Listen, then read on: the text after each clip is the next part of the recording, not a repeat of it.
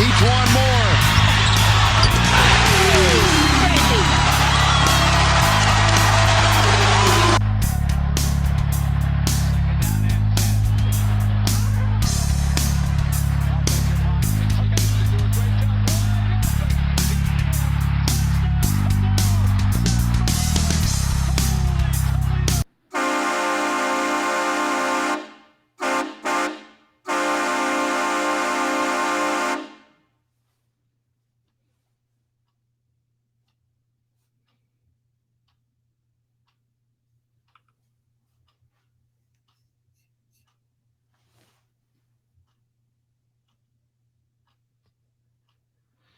Sorry, I muted myself for the intro or for the video there. My bad, guys. But no, I was talking about the Ohio State basketball game on the intro. I said I always have to prepare myself because it's so loud. I think that was like one of the loudest games recorded in Mackey, so I always have to like brace myself for that part of the intro. But welcome back, everybody, to the Boiler Express podcast. I'm your host, as always, the Ultimate Boiler, and we've got the normal crew here. We've got Dylan, Russ, Frank, Chris. Everybody, and we have a guest with us tonight. Super excited to get to talk to Kyle Charters. Kyle, thank you for joining the episode tonight. Hey, happy to do so. Always a good evening when you can talk about the number 1 ranked Purdue Boilermakers. Yes, absolutely. Yeah. So we got a lot to talk about. We're going to talk obviously about basketball. We're also going to get to know Kyle as well a little bit. So I thought I'd start off with just a question for you, Kyle, just for anybody that is listening that may or may not kind of know you and your affiliation, you know, in the Purdue community and kind of what you do. Kind of give us a rundown on that. Well, currently I freelance for Saturday Tradition, covering the Big Ten and Purdue, a little bit of Indiana as well, but we won't talk about that too much. Also, I'm the play-by-play voice for Purdue baseball, and I've done that. I think this will be my 18th season coming up here in just a couple of weeks, so pretty excited for that. That's been a lot of fun over the years. Still do goldenblack.com's podcast. I worked at Golden Black for 15 years, from 2004. Basically from Kyle Orton's fumble, which was, I think, my first full-time week at is there until the summer of 18. So through the first year of the Jeff Brom era. And then I'd hosted a radio show for a while. Unfortunately, COVID killed us there on 101.7 The Hammer, hosted the morning show with Jared Jesselaitis. And then my brother joined there for a few months before COVID, I guess almost 3 years and 3 years and about 6 weeks. Yeah. At least we're short of that a little bit here from when we got knocked off the air. So, and then still occasionally fill in for the Hammers afternoon show, do their pregame football show. And gosh, I'm probably forgetting a couple other things, but that's sort of the quick. I guess my full-time job, my main job these days, I'm a real estate agent, which my mom did here for like 30 years. So very cool. We ventured into that as the full-time gig, and now just doing the media stuff sort of part-time. Great. So are you, because I know the basketball team has recently kind of struck an NIL deal with a local real estate company. Are you a part of that company? That is not my real estate company, but I'm more than happy to continue to work with Purdue athletics and athletes and everybody else, because I've done that a little bit here over the last few years, and I'm hope that I'll continue to do that. Yeah. But no, I'm not part of that group. Gotcha. Cool. Well, that was pretty interesting to get to hear about that. You've been around Purdue and the athletics programs for quite a while now. So, what got you into, kind of diving into that role of sports media and just to kind of add to that question, what would be one piece of advice that you would give somebody who wants to get into sports media? Well, when I was a sophomore at Purdue in 1998, right? 1998, yeah. 98, 99. I decided at the urging of a friend to go to the Exponent call out, went to the Exponent, met Brian Newbert, who you guys I'm sure know, works for a long time at Golden Black and covered men's basketball, covers them now, and a little bit of football recruiting, all that. most people who are watching this probably know who Brian is. Read a thing or two. Quickly realized Brian needed a little bit of help there on the sports desk, so I got to cover women's basketball in what turned out to be a pretty good season for Purdue that year. Of course, they won the national championship. Covered them a couple years later when they finished runner-up. So I guess that sort of whet my appetite a little bit for sport. I mean, I was a sports fan, but I never really thought I'd be a writer. I thought I'd be a radio guy, and I did do that. Did radio news in Marion, Indiana, from 2001 to 2004. Before I came back and rejoined Brian and Alan Karpick and the others at Gold and Black in 2004. And even though I didn't think writing was going to be my career, it was for a long time. And so, yeah. Women's basketball still when I came back to Gold and Black. Women's basketball and football were my main beats. I think I ended up writing about one men's basketball story a year. Just whenever Brian needed me, I jumped in there, and so that's sort of what my duties were. Back then we had the weekly magazine at Gold and Black, which I sort of had a lead role in the production of it every week, which was a real challenge to put that thing together every week, especially in the football season. It took a lot of time. We spent a lot of hours on Saturday and Sunday putting that thing together. It became a little bit of a different animal once, that went away and we did, more internet focused stuff, which is, a different kind of challenge, but not quite eating up all your weekends. But it was a great experience. I'm glad I sort of chose that path for the first 20 years of my career, and happy to be doing something a little bit different, but still, still able to do the sports stuff, baseball, and for Saturday tradition, and just stay enough involved. It was great when I had the radio show. That was a perfect mix, doing the morning show and then having the rest of the day to do the day job. Awesome. Yeah. That's really cool. Just to hear about, I feel like you've just had your hand in a lot of different places, in and around Purdue. So it's pretty neat to hear about all those. I was a student too, during Drew Brees' era. Drew and I are basically the same age. So it was a good, pretty good athletics. I mean, the men's team, was really good in that area with Gene Katie, obviously. And the women's team made 2 Final Fours and runner-up and a championship. And then, obviously with Joe Tiller and Drew Brees and that era, and going to those bowl games and covering those bowl games. And I went to the Rose Bowl as a fan with my family, and that was a good time. And it was just a great time to be a student and also to be a student reporter at the Exponent was a lot of fun. Yeah, you certainly had no lack of things to write about. That's for sure. No, yeah, I mean it was a good time. I don't know that there are a lot of, eras when you talk about all 3 of those major sports that match that. We've had spots, of course, here and there, and maybe this qualifies as one of those spots as well, or maybe we're leading into it a little bit. We'll see what direction football heads, but certainly men's basketball is where it needs to be. I love Katie Gerald's, and what we've seen from Ryan Walters here over the first couple of months of his tenure seems to be, things pointed in the right direction after a solid tenure from Jeff Brom. So, hopefully we'll be headed back toward that sort of era again. Yeah, absolutely. I actually barely missed the Drew Brees era just by a little bit there. So whenever I was younger, my grandpa, he had football season tickets since '85. And so his whole thing was he would get 2 tickets every year and to every game, and he would take the grandkids to each game.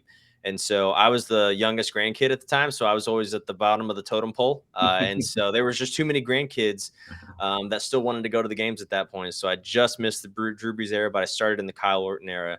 Yeah. So yeah, that was kind of my introduction to Purdue football. But does anybody else have a question for Kyle or kind of anything to follow up on that with? Yeah, I mean, you've covered dang near everything. Can you pick 1 or 2 favorite moments that you've covered in person, or? Oh man, I don't know. There's a lot. I mean, the women's basketball run to the national championship, and that team, and to be, sort of a Cub reporter at that time. I was just starting. Really, Brian just sort of handed me the keys to women's basketball coverage, and I sort of took it over. But I mean, that was just the personalities involved with, Stephanie White and Katie Douglas and Yukari Figs, and the storylines behind the scenes too, with Carolyn Peck being a lame duck coach and all of that. I mean, it just that was great. I mean, from a football perspective, I was the managing editor at the Exponent during the Rose Bowl year, so I did not directly cover Purdue the Rose Bowl year, but I got to be sort of more of a fan for a season. So my friends and I dressed in these ridiculous costumes all year and went to the games, and we actually were featured when Purdue had beat Indiana. There was a show on TV at that time called College Game Night, I think it was called, on ESPN, and we were on there, and a cover of the Indy Star and the JNC, and there you go. We were on the center spread of Gold and Black before I worked there, all that. So that was fun from a fan perspective, just to be able to do that, and for one season there, not to be not to be a objective observer as a work it all away. Yeah, but I mean, any Drew Brees game. I mean, the Outback Bowl was a great experience. Unfortunately, Purdue lost that game, but just everything involved in that, and Drew Brees and getting the lead against Georgia, and up until halftime, it was a great day. It sort of went sideways on them then, but no, I mean, there's it's a little bit weird as when it's a full-time job. It's hard sometimes to live the moment, I think, a little bit, because you're doing a job. You know what I mean? I don't know if that's relatable or not, but it is the truth. I mean, you're still, Purdue win, lose, draw, whatever. What I have to do afterward doesn't change, So it's a little bit different. So the moments that I've sort of been able to observe and be a fan, if that's the right way to put it, have been sort of stood out to me a little bit more at times. And baseball, I love baseball, and being able to do baseball for 18 years, travel with the team. I don't go to every road trip, but I generally do about 60 to 70% of the games. Rob Blackman does some of the games. Okay. My brother fills in and does a few games here or there. So, but I mean, I just love the road trips. I love being on the road with the team. It keeps me, even though the gray hair gets a little bit more every day, it seems like, it keeps me a little bit young. So that comes with being a Purdue fan. Yeah. That's 100% part of it. Yeah. Just being, it's just the stress of it. Just, the gray hairs start popping.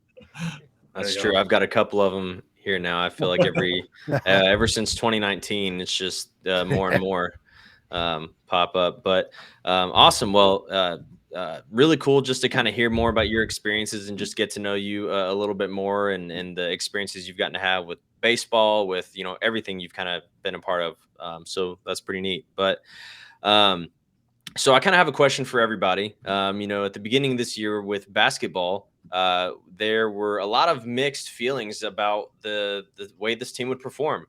Some, Chris is the eternal optimist of this group, so it could be raining hellfire, and he would be like, "Oh, it's gonna be okay, guys. We'll figure it out. It's gonna be, everything's cool." And so he was, thinking this team could be even better than last year's, and I am kind of the I don't know what the right word is. I get scared pretty easily. I'm not going to lie. And so I was just like, well, there's a lot of unproven. There's a lot of we just haven't seen a lot yet. We haven't seen Braden Smith and Fletcher Lawyer on a college basketball court, and how that's going to translate. So kind of have to wait and see. But if you guys could, and we'll just kind of go round table. We'll start with you, Kyle. But if you guys could each give 3 words to describe how you thought the season was going to go at the beginning of the year, give those. Just three words to describe how be a Sweet 16 trip. I don't know. Just a season, I guess. Yeah. What about you, Chris? I don't know. And I think that's literally the answer. I don't know. Yeah, pretty much. Yeah, Frank. 3 words is tough. I'm gonna sound like Tarzan here, but don't skip beat. But I said it on here. I didn't think we were gonna skip a beat, just because we've seen it so many times that we're losing X, Y, and Z. So how are we gonna be? And then we just we have a the year we went to the Elite Eight was supposed to be a down year. So it just we've heard it's a cycle every year. We lose this player, that player, these 3 players. How are we going to recover? And we're always back. So I had expectations this season. Yeah, I would say mine's kind of the opposite there. Not that I thought the sky was falling, but just no expectations. Fun, I guess. Like just no expectations, so I wasn't going to be really disappointed if we didn't make it to the Sweet 16 this year. And if things went better than that, be awesome. So I was just chilling. I was just happy with whatever was going to happen. So, what about you, Dylan? Well, thanks for making me think of words because we all know I'm really good at those. Death, taxes, and painter. That's what I'll go with. Nice. Oh, that's a good one. Always trust paint. That's another one. Didn't even mean that one, but look at me. Nice. I would have gone with trial by fire. Okay. We knew that we had some variables. How would Edie do with more minutes? How will Lawyer and Smith do coming out of the gate as freshmen in the Big Ten? How will Trey Kaufman-Wren come back from his redshirt year? So I just knew it was going to be learn as you go, because we had the Phil Knight Invitational early in this season. So yeah, I just knew it was going to be trial by fire. So I knew we were going to know pretty early what we had for the season. Yeah, and you brought up Edie there at the beginning of kind of explaining your trial by fire there. And this week you've been telling us that you have a little spiel about Zach Edie that you've been keeping under wraps. So let's hear it, man. What's going on there? So I've been, if Chris is the optimist, I've been trying to push live in the moment, because even listening to other Purdue podcasts, everybody's like, well, just wait till March. Are we going to change March expectations? Are we actually going to make it any further? Is Painter going to finally get a Final Four, whatever? And it's like, we've done historical thing after historical thing this year that maybe has never been done, or last time it was done was in the 70s or the 80s. And so enjoy what you're seeing and the greatness you're seeing right now as it happens, because Edie might go down as one of the best 2 or 3 players to play for Painter and play for Purdue in general. Mm-hmm. Right now he's already 36th in school history with points with 1,184. He's only 40 points behind 35th, but he played sparingly his freshman year. He couldn't stop elbowing dudes in the head. Last year he got the start, but how often, I was looking at last year's Michigan game when we played there. Edie got how many fouls in the first minute where then Travion come off the bench before he even got started. So, for him to be already moving up the ranks, and this is his first year in full minutes, he should finish this year around 25th in school history in school points, in points scored. And that's 3 years. Okay. We assume he's going to come back for his senior year, which if he just averages 20 points to the end of the season and through next year, and as long as we don't go one and done in both tournaments or either of the tournaments, he'll be about 25th at the end of this year. He'll be second at the end of next year in school points, school history. Now, a fun fact that I kind of deep dove and was like thinking about and was like, hey, there's this little thing that happened a few years back called COVID, right? Well, Edie's freshman year was 2020 to 2021, and the NCAA eligibility waiver for another year of eligibility covers winter athletes for 2020 and 2021. So if he decides, hey, I've made good NIL money, the NBA is not a game for somebody like me, he could come back for not just next year, but the year after that. I didn't even think about that. That'd be wild. That would be nuts. And like I said, then you're probably talking about building a statue of Zach Edey out in front of Mark Arena. So enjoy what you're seeing. Enjoy this breakout. Enjoy the talk. Enjoy Julia Edey being the team mom, because it could be a once in a lifetime thing for us to witness. Yeah. So I love that. I think all of those were really interesting points. So you really think that do you feel like it's open shut that Edie's going to come back next year? Personally, I do. I would Okay. take the over on it, if as you say. Like I would put money on him coming back. Just he makes good NIL money. You know, we've seen some of the previous big men that have his build. Now he is more agile. You know, we've talked about him being a better version of Haas, even better version of Hammonds. But the NBA game still isn't quite built for somebody like him, because if he played drop coverage, you know, those NBA guards they hit from everywhere if they're open. You know, Painter talks about forcing the opposing guards into those floaters and those mid ranges that they aren't used to taking, and that's why drop coverage works in our favor as percentage wise. But an NBA guard would eat that up. So I don't know what kind of feedback he'll get for going to the NBA, but I think right now, I think it's a pretty good lock that he comes back next year for sure. Yeah. Now So the COVID year, you know, who knows? But yeah. So for sure, probably going to be like, oh, I'm going to test the waters, and then Oh yeah, thinking he'll come back. Yeah. yeah. Yeah, I don't know, because I think you could also look at it like Carson Edwards. You know, he had the ability to come back for another year, but his stock in the draft was probably not going to get any higher than it was after the incredible run he had in March Madness. So is that the same thing for Edey, where if he's more into the idea of just being on an NBA team rather than you know, continuing to play at Purdue and make some good money on the NIL side of things, you know, Yeah. it's just hard to know what a person is thinking. I think we can all have perspectives, but I don't know. I'd like to say that I played in the NBA, even if it was for a season. Yeah, I mean, who wouldn't? And Russ, I agree with you that, you know, offensively, I think he could hang in the NBA, but it's on the defensive side that he would kind of be a liability, because last I heard, I mean, I remember seeing an interview with like a whole bunch of NBA guards, and they were saying like they take offense to teams playing drop coverage against them. You know, it's like, oh, you're going to play drop coverage on me, I'm going to shoot this three now, and so. You know, his ability to switch, we haven't really seen it. So I don't know if that's something that's in his arsenal or not. But I also heard Jeff Goodman say that Zach Edey wasn't eligible for NIL because he's from Canada. So I'm not really sure what that, like. I mean, I don't necessarily trust everything he says either. So, That's a little but weird. for everyone. yeah, I I actually honestly think- don't know if he comes back. I think there is something. I can't claim to know any of the details, but I think there is something to that. Okay. But I don't know what the limitations are on him.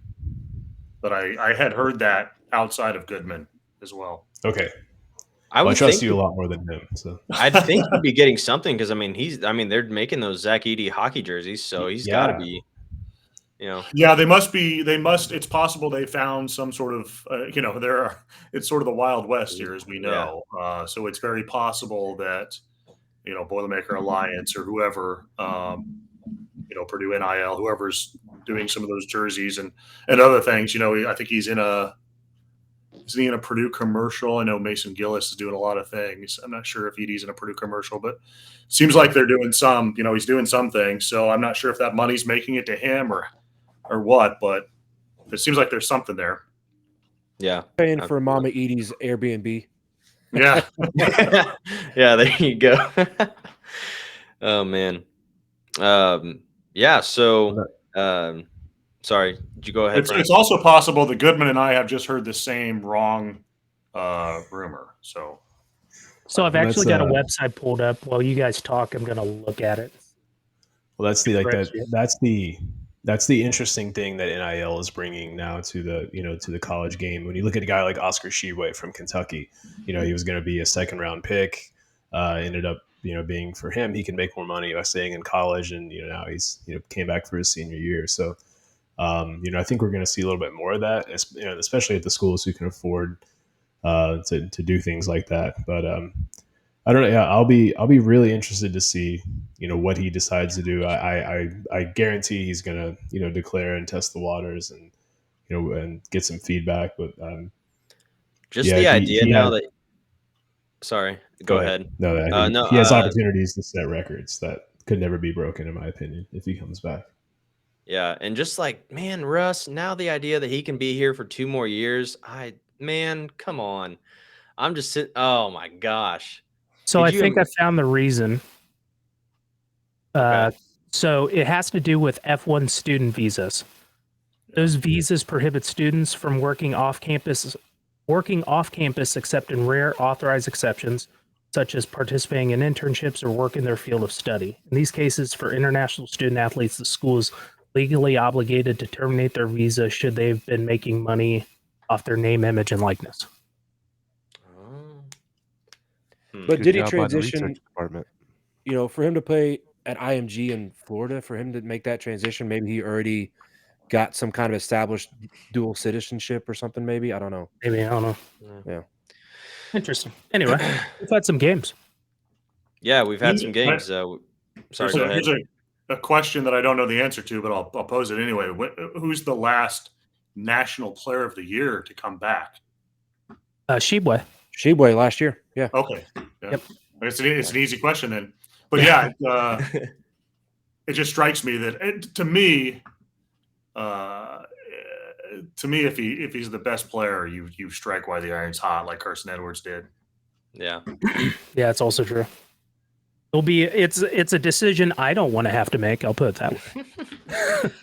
I mean, at least it's a win-win. You know, either you go to the NBA or you stay here and hope and be on a potentially even more insane team next year. And yeah, so I feel like it's a win-win. So but like you said, Chris, we played some basketball here recently. We've recaptured the #1 ranking in the polls for the second time this year and third time in the last 2 years, which is just absolutely insane. So kudos to Matt Painter and everything that he's doing and building. And it's just an awesome, we've been saying, I think every week now since I can remember in this podcast, but it's just a great time to be a Boilermaker. I feel like that's becoming a new moniker or saying around the Purdue community.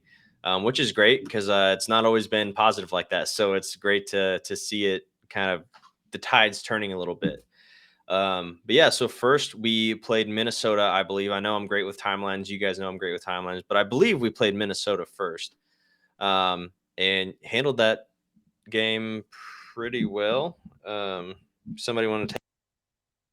Oh, just a little bit. We handled it well, but I thought the defensive effort was pretty good in that game, and just overall, it was a dominating performance. We gave up 12 points, tying a Purdue record for points in the first half or whatever, so that's pretty good. But Kyle, what do you think about it? Yeah, I don't know that Minnesota's very good. There's also that caveat, yeah. And I think there was probably only about 4,000 people in the stands. I don't think the barn it's sad because the barn is such a place to watch a game and scary history there, and it's just sort of cool. But man, there's just no fans. Yeah, and that team it has some talent, but I don't know. I don't know. They don't. I don't know that. I think it'll be interesting to see with the NIL and transfer portal whether teams can continue to do what Minnesota and Illinois and maybe Ohio State to a certain extent are doing every year and going to get 5 or 6, 7 guys and on a basketball team and expect to have the kind of success that you want to have. I just don't know that that's really sustainable. For Minnesota, obviously, it's in a little different spot than Illinois or Ohio State. You got a really young coach, but yeah, it's not a very good team. And Purdue just sort of hammered them. I mean, just physically just hammered them. I don't think they were really anticipating that out of Purdue. And on that same kind of note, the getting 6 or 7 guys out of the portal, I mean, that's killer for continuity.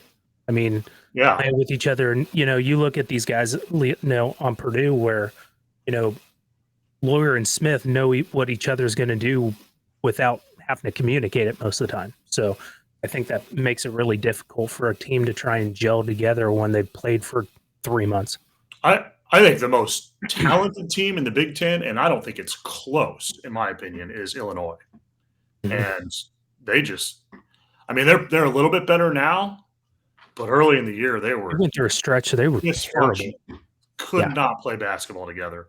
Mm-hmm. But you look at that group, and they got some guys out there. They got that one kid from Baylor, right? Yeah, Meyer Meyer and Danger, both from Baylor. Oh yeah, that's right. And those guys can all play. I mean, if you were going to play a pickup game, I don't think you'd want to take those guys on. But, playing a Big Ten season where you've got to have a functional offense and play as a unit on defense, I think it's really hard to do what those guys are doing. We're seeing in Ohio State right now. I mean, that Ohio State team, I'd rank that Ohio State team wouldn't you put them top 5 or 6 talent wise in the Big Ten? With Sensible and Suing and all those guys. Yeah. But it's hard to bring, they've got 4 freshmen, I think, are in the rotation. They've got 3 transfers, Justice Suing and the big guy are about the only, 2 familiar faces out there. Mhm. So Yeah. I just think it's really, really difficult. And it'll be interesting to see whether that, for those coaches who are doing that, whether it's really sustainable. There might be instances where they have really good teams because it works, right? I mean, it just might work. If it had worked at Illinois this year, they'd be top 10 easy. But as of right now, it's not working.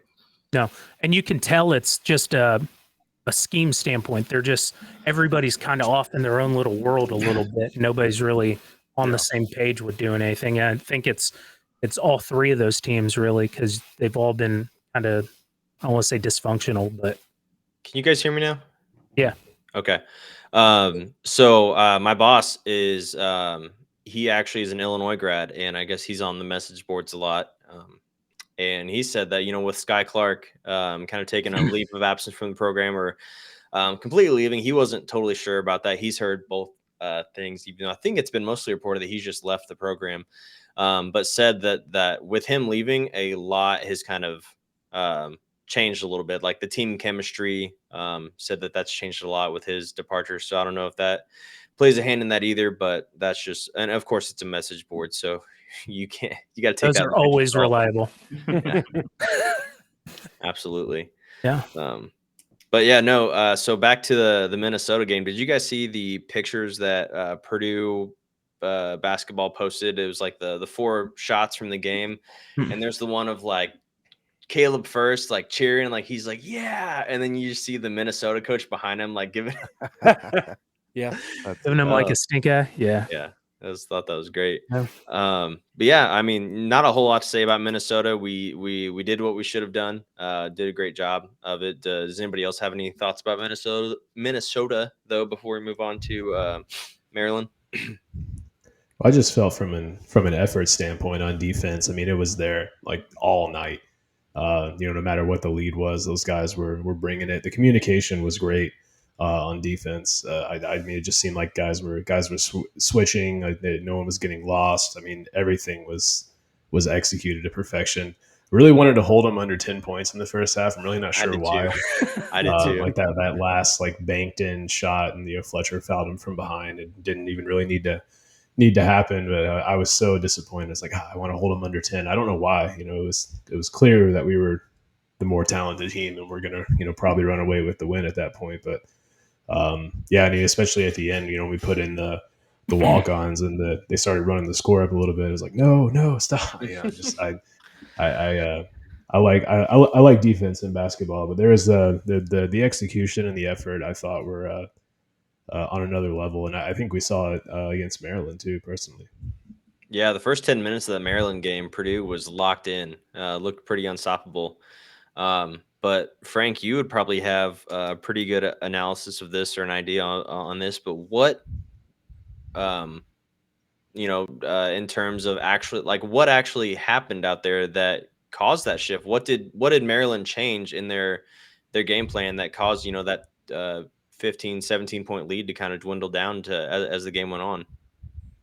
I think in the second half, like Maryland really had us confused defensively because they really started running a lot of ghost screens. I saw, and like I haven't rewatched the game to get that like more analytical view, because I watched it the first time and I can't have that because I'm so emotionally invested that I'm not able to watch that analytical eye. But I just noticed at the beginning of the second half, like guys were, we were having guys confused about who was switching where on these ghost screens, and I mean, it happens pretty frequently that I watch another team and I think that, like, man, this is a really simple offense compared to what Purdue runs. And I didn't see that from Maryland. Like, Maryland ran a really complex offense, and defensively, we didn't know what we were going to get into every single time we came down the floor.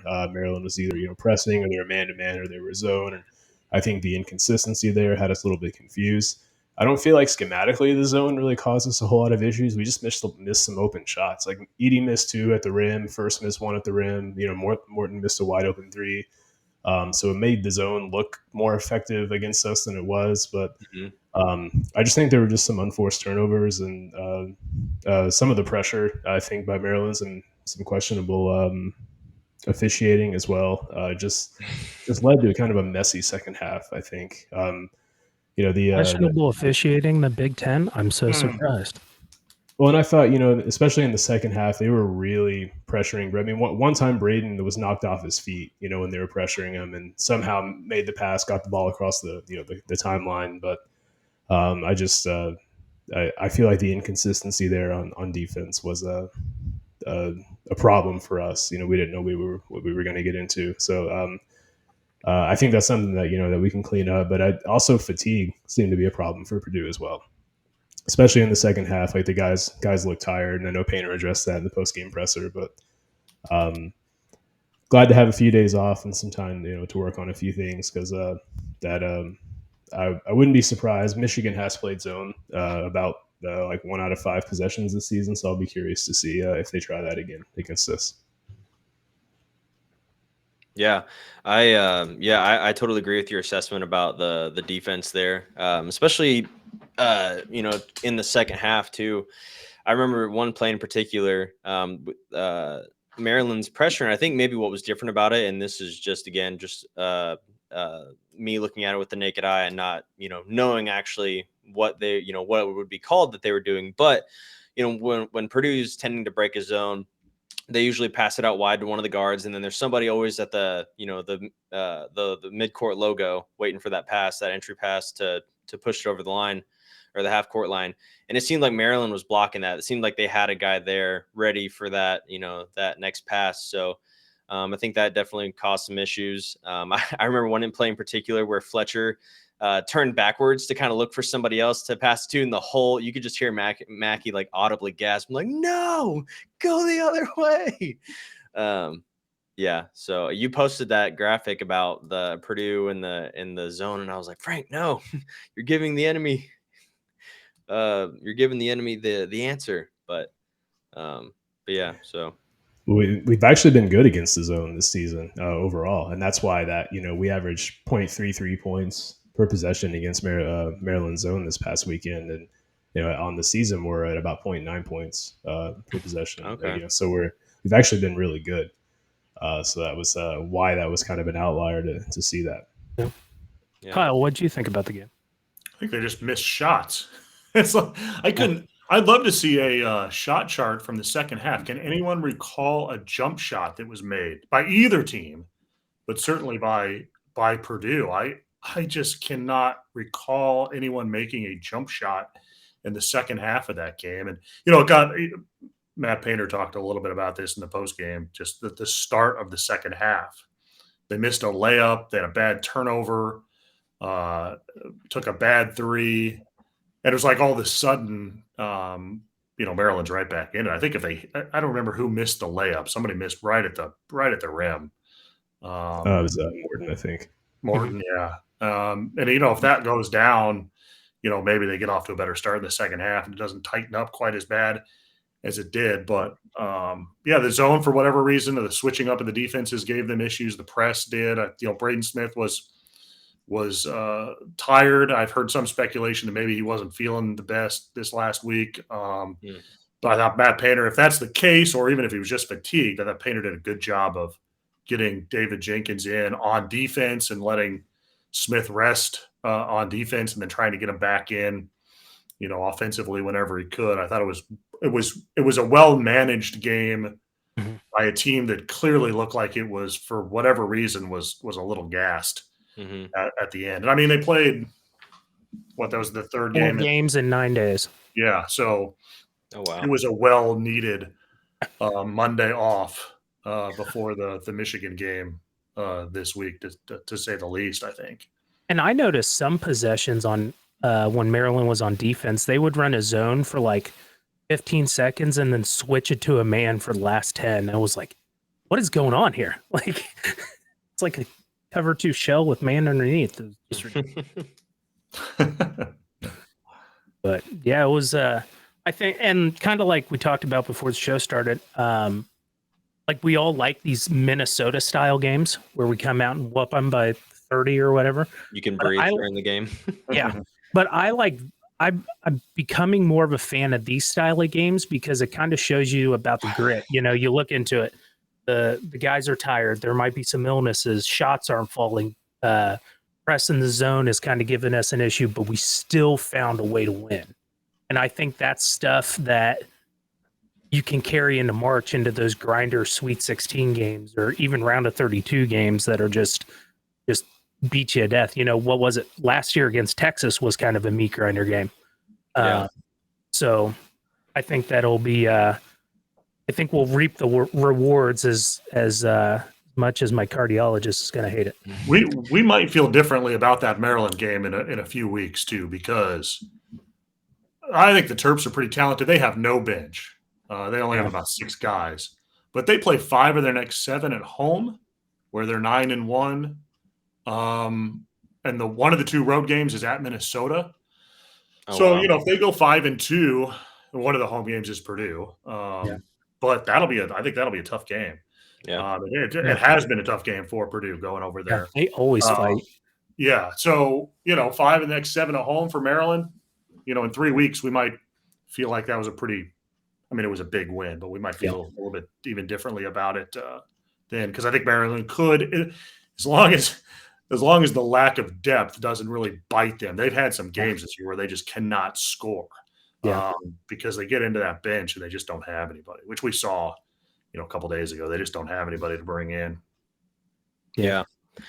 And what was I going to say? Yeah, you made the point that it's been a tough game with Maryland. You know, the last few times we've played, and I think the last 3 games Purdue's played against Maryland combined, the games have been won by a total of 6 points. So it's always a grinded out game, especially at Maryland. I had another point to bring up, but I can't recall it. So, Damon, if I can pull this up real quick, Kyle, I got curious and decided to check here. So what we're looking at is the shot chart here. So actually, all the blue dots are missed shots. This is the second half, and the red dots are made shots.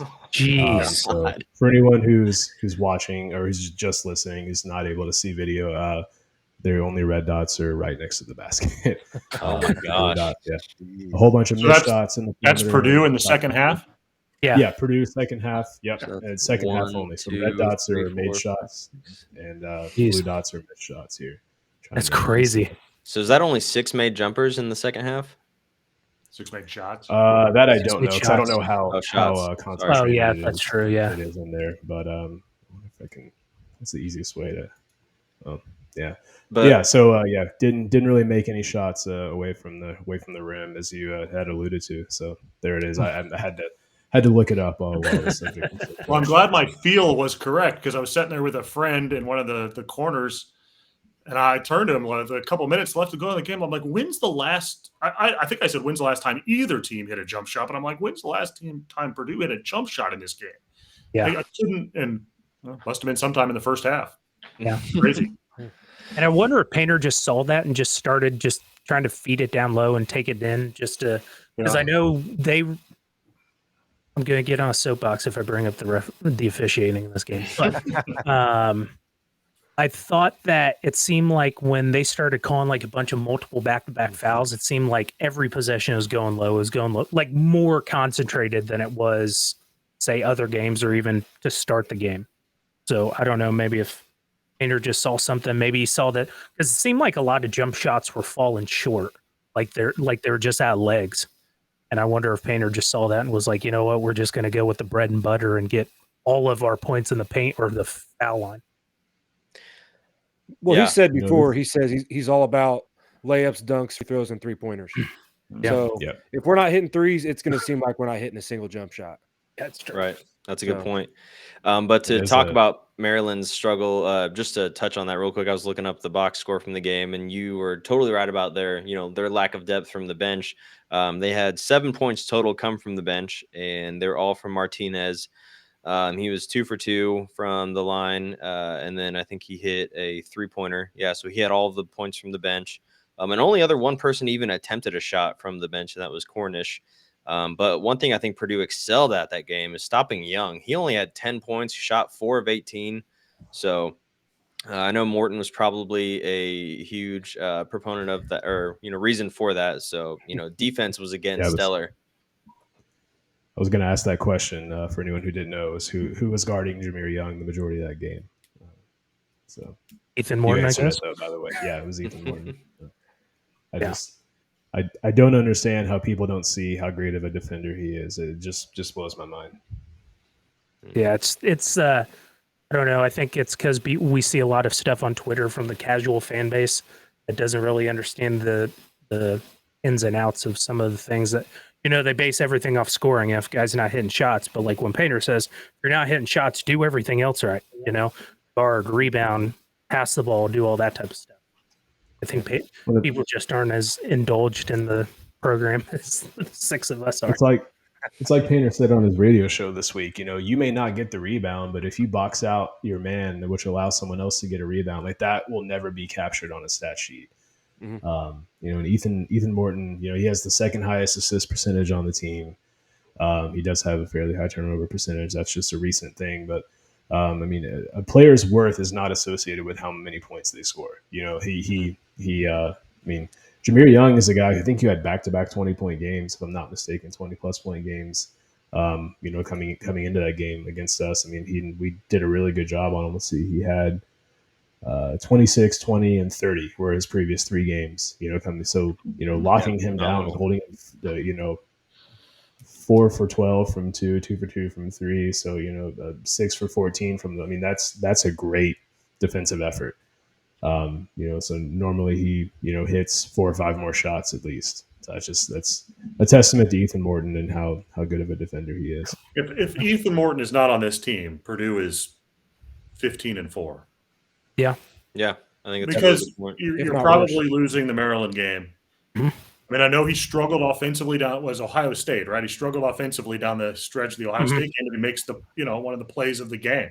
Yeah. Right at the end. That game was lost.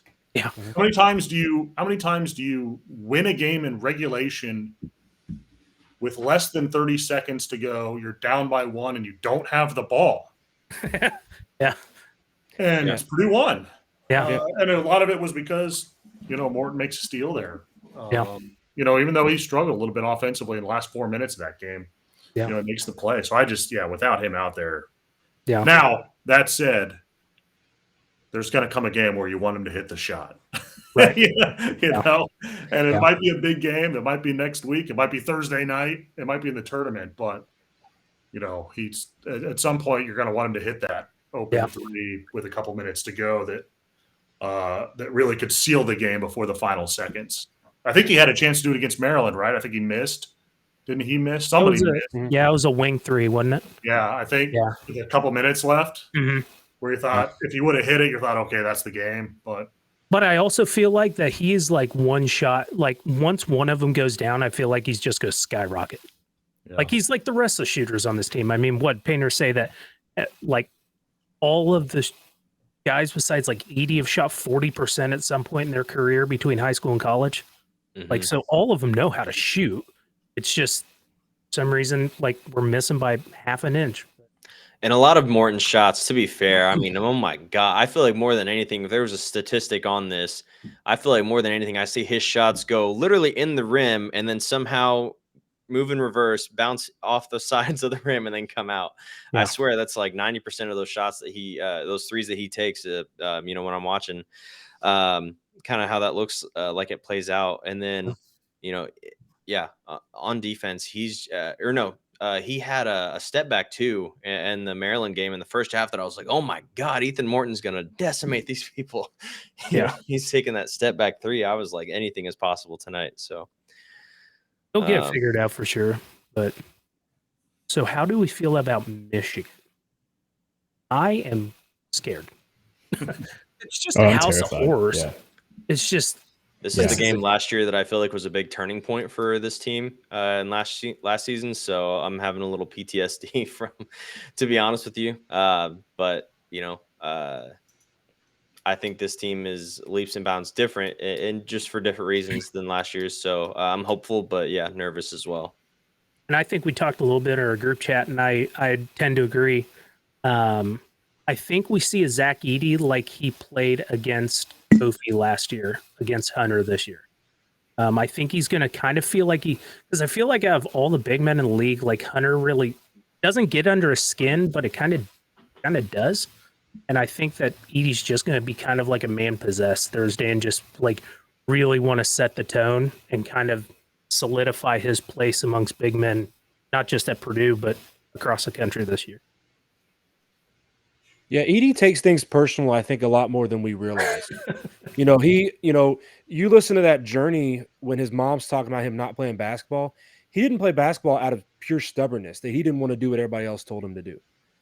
So he's got that hockey player edge, and he's just got that stubbornness to him that he definitely takes things personal. But, Painter, we talked about in our thread about how Painter tells his players, create a relationship with the refs, don't get upset with them, except when you make mistakes, because you're going to see them throughout the year and throughout your career. And if you get on their bad side, it's not going to go well. So he's worked with Edey on, keeping that inside. And he's talked about how he's actually a very, very competitive and fired up person. So yeah, that's one of the big things I noticed watching last year's game at the Chrysler Center, that, Edey wasn't in the position he is this year where he's getting fed and fed and fed. That was one of those games he got a foul like 30 seconds in and was out of the game, and Travion came in. Also, we've talked about how good of a start we've had in so many games this year, and we just got down in that game early and we never really clawed back in. So I think those are the two crucial things. We've got to get Edey the ball early and often and get a good start there to be successful Thursday night, I think. Yeah, I agree, and I think Fletch needs to get going early as well. I think he, when he's going early, when he hits that first three or first couple of them, I feel pretty good about the rest of the game. All thoughts? And one thing, we know one thing Howard about playing. Well, that was actually going to be my point. Is Jet Howard playing? Yeah.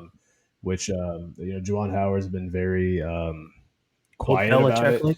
I think his official statement was that his X-rays came back negative. He didn't say negative for what. They were just negative. So, and then that his X-rays look good. So like he's being very ambiguous about it, which to me says that maybe it's a little worse than what he's leading on. Who knows? But he's officially questionable, I think, for the game on Thursday. And they have a team that's just kind of banged up in general. Buffkin's playing through; he's nursing an injury right now. I mean, they did lose Jalen Llewellyn, I think, for the entire season. Doug McDaniel's done a great job as a true freshman point guard, stepping up into that role. But according to Synergy, Hunter Dickinson is the third best defender in the Big Ten. When you look at his, fouls called on him for 40 minutes, I mean, his freshman year it was 4. Last season it was 3.4, and now he's down to 2.7. So he's done a really good job of, learning to defend without fouling. I think this is a game where, where we might see him guard Edey one-on-one the entire game. Edey has 3 inches and, about 40 pounds on him. So we'll just, see how that goes. But Russ, I think you're exactly right. We got to get Edey going really early. Maybe get 1 or 2 fouls on Hunter Dickinson is going to be kind of the key, because he's the matchup nightmare part about this game that scares me. It's his ability to step out and shoot threes, and kind of getting Edey defending that pick and pop action is scary. Michigan has played the freshman backup center at the same time as Dickinson here recently too, which will be really interesting. We haven't seen teams go big against Purdue. I don't know if Michigan would actually do that, but that would be something to watch for, certainly late on Thursday night. And I think an aspect that we're not talking about is handling the moment. Sometimes I think the Chrysler Center gets under teams' heads a little bit because it gets raucous, a lot like the Breslin Center. Those students are close to the floor, it's hopping, it's pumping. And I think, especially when Dickinson gets all under Dickinson, that like it really amps that crowd up and seems like it gets in their head. So I'm going to be the person I'm looking forward to seeing the most and how he handles it is Braden Smith, seeing if he can handle that moment in that kind of environment. Did really good against Michigan State. Now let's see if we can have it again against Michigan. Phenomenal job at Michigan State. The Breslin Center is always a tough place to play, but it felt like for a Monday game at 2:00 or 2:30, whenever it was, that place was nuts. That's probably the toughest environment they've played in this year, right there up next to Penn State's home away from home. Yeah, him and especially Fletcher in that second half, the last 10 minutes of that Michigan State game. Oh my God, Yeah. Fletcher was a man possessed. So the moxie that, not only the freshmen, but this entire team has shown all year is just fantastic. I mean, the only loss the entire year has been by a single point. Yeah. In a game that they weren't playing fantastic in, and we're down by 10 at one point in time. So yeah, I'm fired up. Hopefully it can be a good game that we can handle pretty well. But either way, it's going to be a fun one to watch. Yep. Yeah, I think it'll be a good time, and sure we will not have a lack of things to talk about next. The Chrysler Center always makes me nervous. I don't know why. Just same. It's that like arena the makes barn me for me. Like the barn, always, since Hummel's injury at the barn, I'm always scared to death to go up there. Ugh. Anytime we play Michigan in football or basketball, I'm always nervous. There's no easy away Big Ten game. It yeah, exist. and that's why I think the when we play close with teams in the Big Ten, I think that the floor of the Big Ten outside of Minnesota is a lot higher than it is in most of the other conferences. I mean, I think Lenardi's last bracketology had 11 teams in the tournament for the Big Ten. I think the next closest was the Big 12 at 8 and the SEC at 6. So, I mean, I just think that and it's like, everybody, who does the power rankings, they're basically like Purdue and then 2 through 14. Dealer's choice, because it's just, you see these rise and falls and peaks and valleys. And I think that should say a lot about Purdue's program right now, where everybody else is we'll go through 2 weeks of just playing like crap and losing.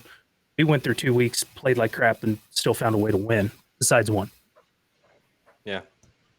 And Russ, I think you said that the gap between us and second place in the Big Ten right now is 2 games, which is the gap between second place and 12th place, right?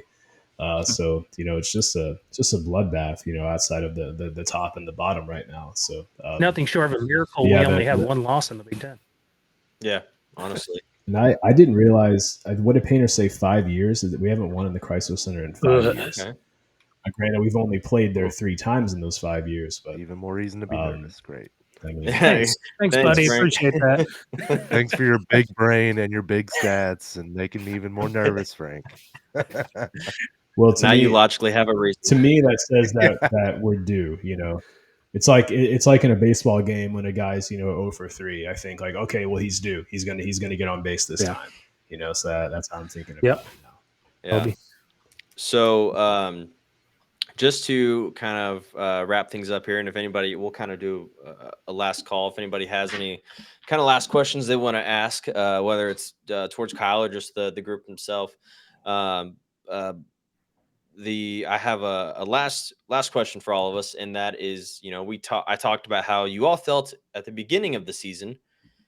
I want 3 words to describe how you think this season will end, and I want your honest opinion. So we'll start on the other side this time. And Russ, you are live on the air. Your 3 words how Purdue's season will end. Who stays healthy? Okay.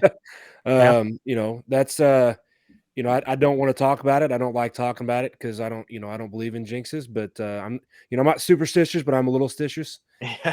And we saw how Edey impacted the offense when he was out for one game against a low level opponent. So if now we've done a good job of keeping our big guys off the floor, not trying to take charges, not trying to go down. We talk about watching games at Minnesota with a lump in your throat. I almost halfway threw up when he had that and one alley-oop, and it was like, don't fall off the court. Don't get hurt. What's going on? Like, so I if we stay healthy, we saw what can happen in a tournament atmosphere against Duke and Gonzaga. So I think it's either who stays healthy or Final Four, baby. That's my three words. Love it. All right, nice. Frank. All about matchups. It's like 3.5. You guys are copping out. I don't like this. You guys are taking the easy way out. I mean, just to elaborate a little bit, it's just going to come down to seeding and who we're matched up against. And there are some teams out there that scare me, in the tournament. I mean, granted, once you get to the Sweet 16, there's a huge level of parity usually. with a couple exceptions. But like a team like Alabama scares me right now. That's the That's team fair. that's playing extremely fast and shooting really well from three, and scoring within 7 seconds of getting the ball. That's what they look to do. A team like Tennessee, who is defending at an insane, almost historic level, and just pressures the ball so well. I mean, that's like that. We struggled against Maryland's pressure. We struggled against Nebraska's pressure. So it all just comes down to who we're matched up against. And for anyone who listened to the Painter Show and someone called in and asked about, is the Big Ten style of play, hindering the Big Ten's ability to do well in the tournament, and he kind of had an ambiguous answer. But I agree with Painter in that you throw the ball into Zach Edey, but depending on who we're playing, if there's a team who's really good at playing small, that could hurt us. So all about matchups. That's what I'm going to go with. I like it. I'm going to go with really damn fun. It's been fun so far, and I think it's going to continue to be that way. And I think it's just going to be a lot of entertaining, next 6 or 7 weeks or whatever it is. Nice. Dylan? I'd say keep it rolling. The Big Ten's tough. There's no easy games in the Big Ten, like we said earlier.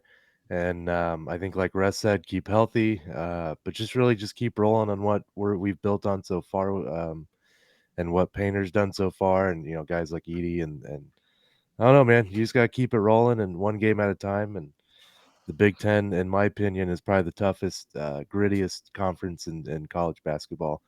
So it's all about just keeping it rolling, man. Okay, Kyle. Oh, I'll say run out of gas, I guess, since I can only use the 3 words. Question mark. I think you got to be a little wary of Braden Smith and Fletcher Loyer being freshmen and how much you're putting on those 2 guys. I mean, I think it's a little bit cliche, but there's probably some truth to it too. Just the freshmen running out of gas during their rookie years. And well, it happened to those 2. I mean, we've been so impressed by their maturity and just the way they play, and they don't play like freshmen, but they haven't been through a grind quite this long. Will they start to show up here at the end of the season? I hope not. We've been surprised so much by those 2 guys, but I think it's definitely something we got to keep an eye on. I'd agree. And I'm going to use I'm going to create a compound word for the last word in my sentence. And we're copping out. No, Yeah. I no. I said Final Four, baby. I didn't cop out. No, your first answer was a cop out. No. Parade in God's country. God's country is one word. Parade in like God's country. I'll let it pass. I'm excited, man. I'm amped up. Just the man. And if it doesn't happen this year, it doesn't happen. It's it's fine, and Twitter's gonna be a cesspool for the next 6 months. But man, just so I don't know. I've just been thinking about it a lot, man. And I'm just overall just really thankful for the seasons we've been having as a Purdue sports fan, because God, they've been so fun. I mean, that's how I met all you guys, was through the last, couple of years, just, chatting through Twitter and everything like that. And that doesn't happen probably without the success of the program. So, man, just a great time to be a Boilermaker. Really just, man, I'm just here to have fun. So swinging for the fences, parade in God's country. But with that being said, does anybody have any final questions? Anybody at all? Russ? So I got one other little nugget that I was telling you that I was working on. So, and Frank actually alluded to it when he was talking about when I brought up that we were 2 games up on second, and it was 2 games between second and 12th, because the rest of the conference is just beating up on each other, and we've escaped, but we're also halfway through our Big Ten road games already with a 2-game lead and with 12 games left in conference play. So I looked up and I was curious. If you listen to the last couple of coaches show, Rob Blackman's nuggets at the end, when he goes through the history of Purdue basketball and the Big Ten, got me inspired. And I thought, what's the biggest regular season champ margin in the Big Ten history? What do you guys think? Sorry, can you repeat that? What's the biggest regular season standings margin of victory or margin of win in the regular season? 4 games. I was say 3. So it's actually 6. Holy crap! Wow. So, and I hate to say who it was, but I know we've brought up the historic Indiana teams and some of the things they've done, but it was Indiana in 74 and 75. They won by 6. It was the first season that we went to an 18-game conference schedule. So that kind of explains it opened up, but that was the only time it ever happened. No one's ever won by 5 games. Michigan State technically won by 6 games in 98, 99.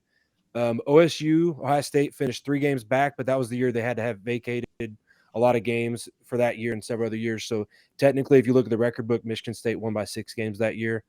4 games has been done, I think, like around 6 times. That's actually Purdue's record. Purdue won the Big Ten by 4 games in 68 and 69, thanks to who's the star on that team? Rick Mount. Yeah. Yep. So the interesting thing, though, is we switched to 20 games in, let's see, where do I have it written down here? 20 games in 2018 and 2019. We transitioned to a 20-game conference schedule. What do you think the record is since then? The short term, the biggest margin of victory? Yeah, 2. Technically, it's negative half a game. What? So it's been 4 seasons, and in 3 of the 4 seasons, it was a tie at the top of the standings. One of them was even a 3-way tie. And then the only one where there wasn't a tie technically was the COVID year, where it was also the only time technically that the team that won the regular season championship won less games than the second place team. Yeah. Because Michigan played 17 conference games, and they were 14-3, and Illinois was 16-4 in 20 games, but that was a slightly lower percentage. So Michigan got the regular season title. That COVID year was such a, like, between football and basketball.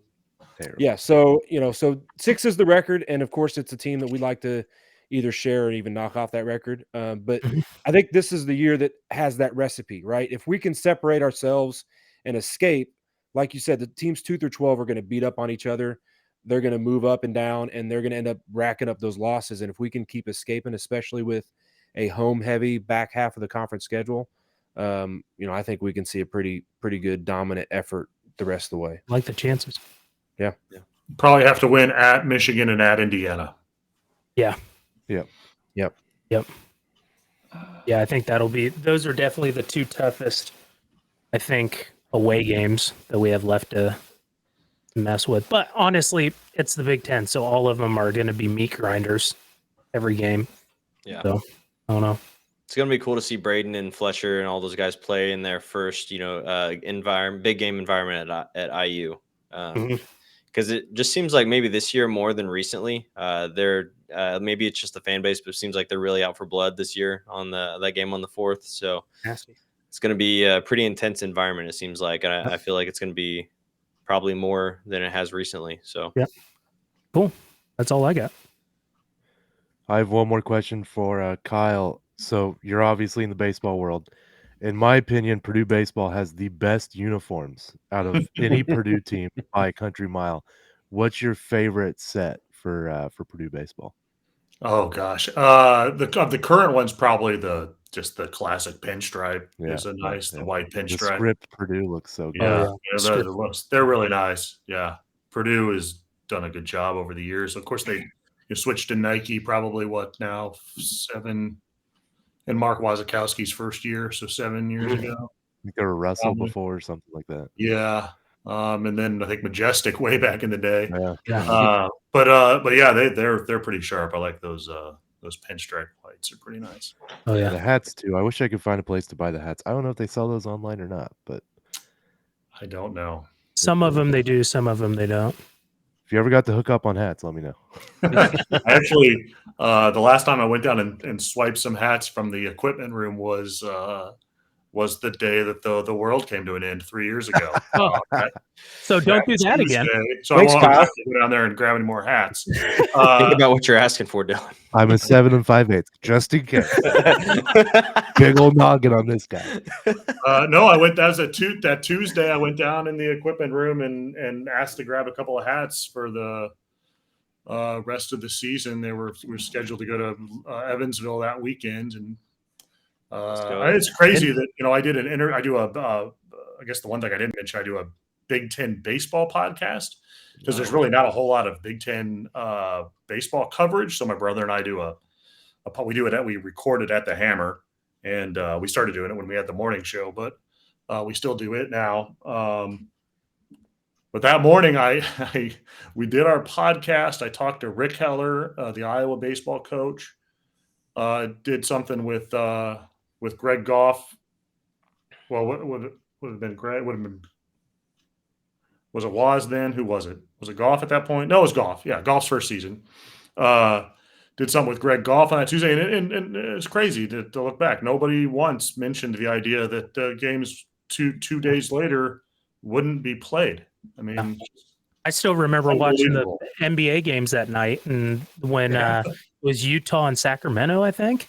Yeah, and they canceled them that night. Rudy Gobert touched everybody's recorder. They were about to tip off, and I think Utah trainer came like running out frantically. It was like, we got to stop, man. Just there's like a 20 or 30 minute long video on like that whole like 72 hours between that game leading up to like conference tournament games, because that was the week of the conference tournaments, basketball, and just that whole 72 hours. It's kind of a trip to watch. I did not that we want to go down this rabbit hole, but I did on that the next day, that Wednesday, I went and did an interview with a Purdue professor that I was going to play back on the Thursday morning show, just a 12-minute interview about, not touching stuff, basically. If you're, from Purdue, from a sports fan perspective, what can you do to, protect yourself in a public setting or whatever, But by the time I did that interview, like at 2:00 on Wednesday, by the time the morning show started at 6 a.m. on Thursday, it had become obsolete. The interview had become obsolete. We couldn't use it